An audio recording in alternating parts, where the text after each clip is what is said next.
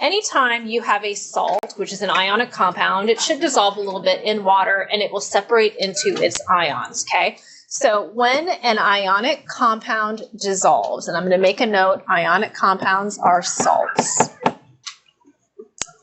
The same ions that came together to form that compound will now disassociate, meaning they will separate and they will travel freely throughout the solution. As an example, here we have aluminum sulfate. I have 2 aluminum ions and 3 of these sulfate ions. On the product side, you will notice that I have 2 aluminums and 3 sulfates. This is called a dissociation equation, okay? And let's turn the page. Dissociation equations are really useful because if we have the concentration of the solution, I can then calculate the concentration of ions that are in that solution. So let me show you on the next page. Let's turn to here. Do you want me to shut the door? Or are you okay? Is you okay? Okay, let's go here to the sample problem. Here it says, what concentrations of ions are present in 3 molar calcium chloride? Okay. Calcium chloride is an ionic compound,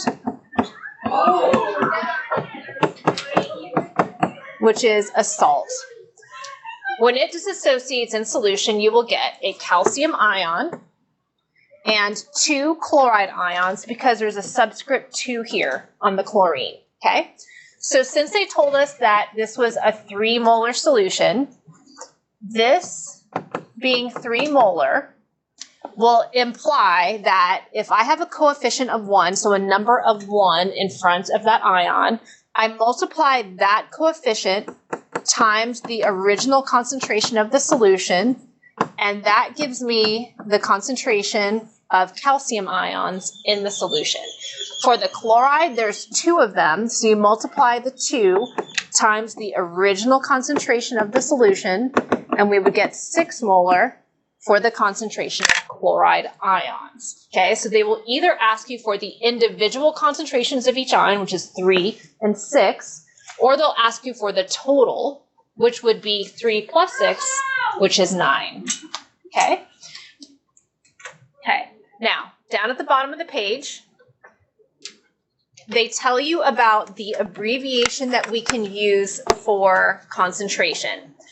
So molar concentration, which is simply molarity, which is the capital M, is indicated by putting square brackets around the chemical's formula.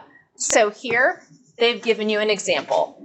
Na with brackets around it would mean the molar concentration of Na, and we often say that it equals a certain value. So if you turn to the next page or the last page of this section,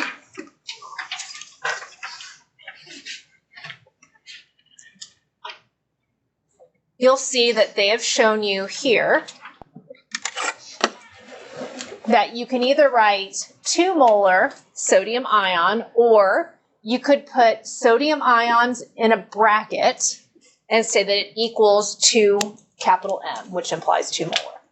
Okay? All right, now, let's take a look at the last set of practice problems at the bottom of the page.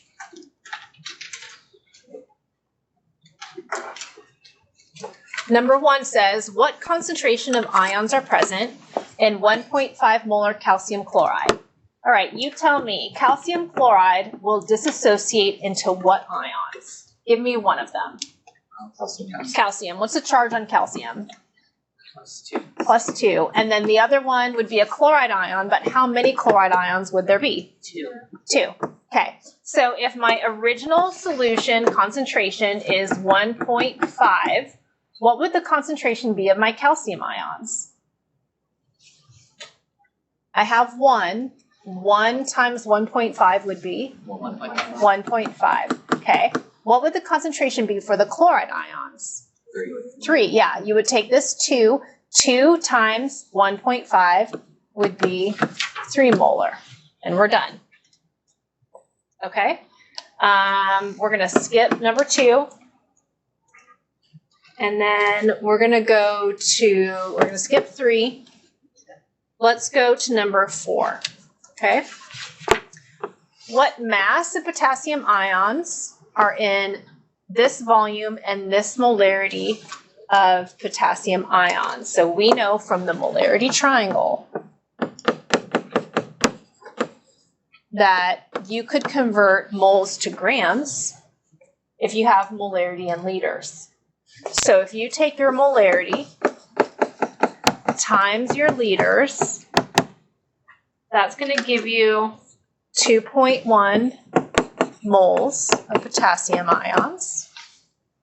And then we could convert to grams, which is a unit for mass, by multiplying by the molar mass of potassium.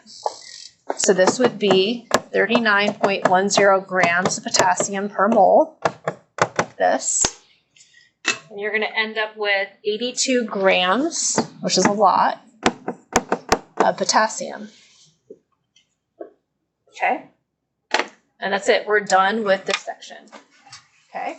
So the homework for this section, I will open it. It will be due tomorrow morning at 7 a.m. Meanwhile, we're going to pair off and we're going to make a solution just so that you guys have the experience, because it doesn't really mean anything